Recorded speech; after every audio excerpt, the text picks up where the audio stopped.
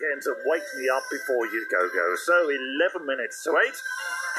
We mentioned earlier campaigners aiming to protect a youth club and a green area of Tunbridge around the River Medway will meet up this afternoon to protest over the planned development there. Tunbridge and Malling Borough Council plan to build a medical centre and flats on the River Lawn in the town centre. However, locals fear that this important piece of green space could be lost. Let's have a word with one of the protesters.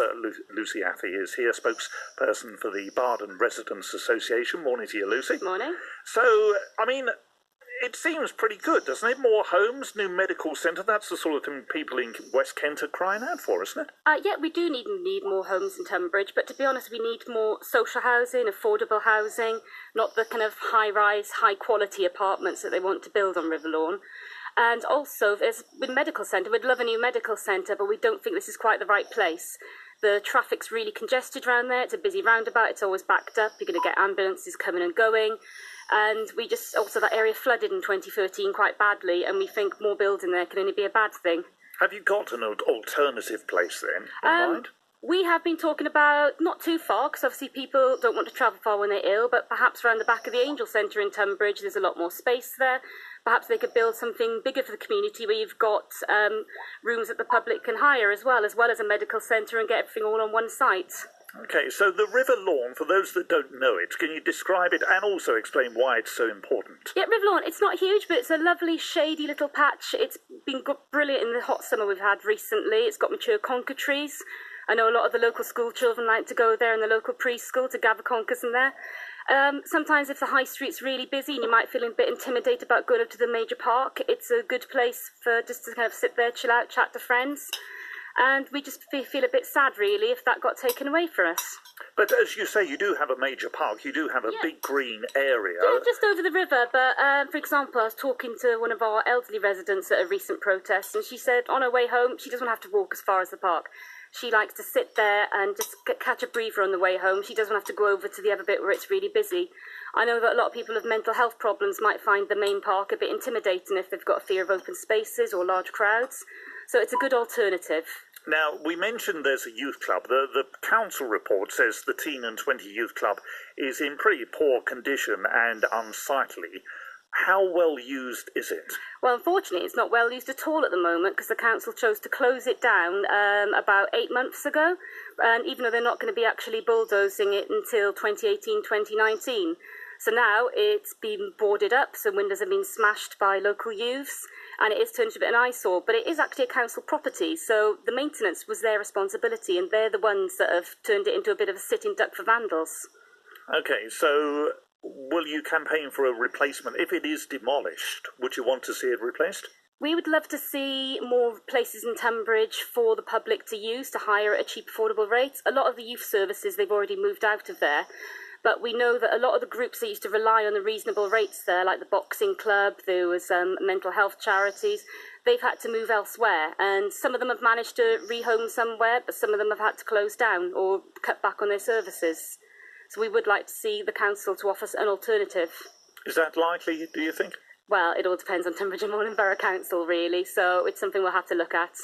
Okay. The report also says that the Riverwalk is underused at the moment and potentially threatening as well, particularly in the evenings and at night. Is that how you see it? It's not underused at all. If you walk through there any time of day or in the evening, there's usually quite a lot of people there. People tend to stop there with the children in the day. If you walk up the high street, it's so busy in the day. If you've got small children, it's a safer cut through. And it can look quite dark, but to be honest, it's not been maintained that well by the council lately. They could certainly put better lighting in there, better seating. They could cut back the tree canopies a little to let in more natural light. We feel it's just been a little bit neglected. And in 2010, the council identified it as an area that would have money spent on it, money they've been given by local developers, but we've not seen any money spent on it at all. And do you know why the money has been delayed? Unfortunately not. We don't know that. We just know that it was identified in 2010, but nothing's been done. So. Now, you mentioned flooding earlier. Tunbridge, an area that regularly has a flood risk. You're concerned about this particular piece of river bank being concreted over? Oh, of course. I mean, that River Lawn flooded in 2013. We've got photographs of it. I live around the corner, and it definitely flooded. Even though Assura's plans for the medical centre there say that it didn't flood, which is a bit strange.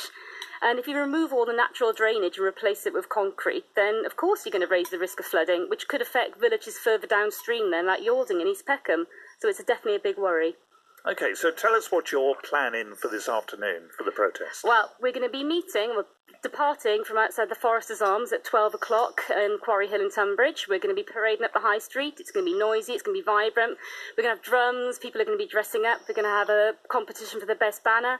And then we're going to finish up the high street onto River Lawn, where we'll be having a few speeches. And after that, we're going to have a conker tournament on the 8th of October on River Lawn again, which we hope a lot of people can come to and bring their children along to. How much support do you actually have? In terms of numbers, hundreds, thousands of people supporting? I would say it runs into the thousands, really. Over 3,000 people signed our petition. At a recent event in May, over 500 people attended. We've got a lot of support on Facebook and in the local press, so it's definitely running up into the thousands. And do you believe this sort of protest will make a difference?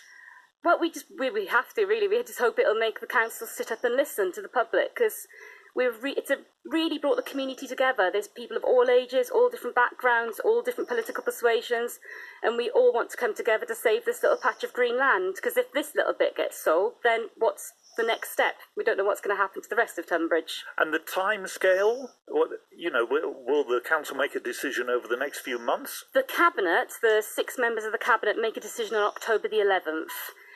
Depending on how that goes, we may have to take them to a judicial review if it doesn't go our way. We've successfully applied for an asset of community value on River Lawn, which means that if they decide to sell it, we've got 6 weeks to put a business plan together and then 6 months to try and raise the funds to purchase it potentially, although they could still sell it to somebody else. So that's our rough time scale at the moment, but it keeps changing, obviously. Well, we'll keep watching with interest. Oh, yes, Thank you for being with us, Lucy Athey from the Barden Residents Association. As you heard, they meet today at the Foresters Pub on Quarry Hill to march up Tunbridge High Street from midday. BBC